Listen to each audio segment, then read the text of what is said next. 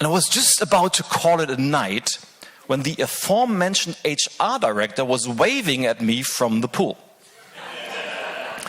And she was only dressed in her underwear and did the following gesture.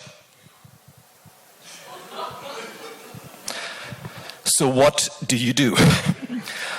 All your professional instincts tell you, don't do that, it's going to be a bad idea, don't cross that border. The right thing to do would respectfully and politely decline the invitation.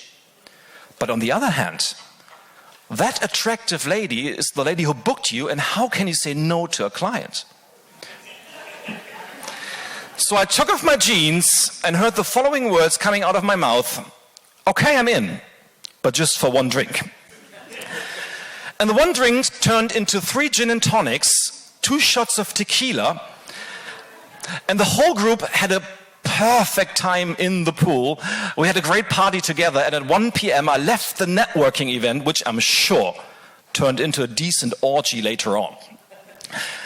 But here comes the fun part. Next morning, when I showed up for breakfast, I was greeted with broad smiles. People slapped me on the shoulder, and a few of the pool guys, my pool buddies, greeted me with a look on their face that indicates that you've been accepted as one of their own. But it became even better, because when I said my opening line, has anyone eventually found my Speedos last night? the crowd went crazy, and I've never experienced a better atmosphere for the last 10 years. And this client has booked me for various events and formats at least once a year ever since. And in hindsight, I learned 3 lessons from that gig, which can also be very valuable for your business. And the first one is, the more digital, the more complex, the more uncertain this business becomes, the more important it is to focus on building relationships, on connecting with people on a deep level. Second is, always be easy to work with and make it 100% on the needs of your clients. It's never about us, never. Always about our audience, always about the people we're speaking to.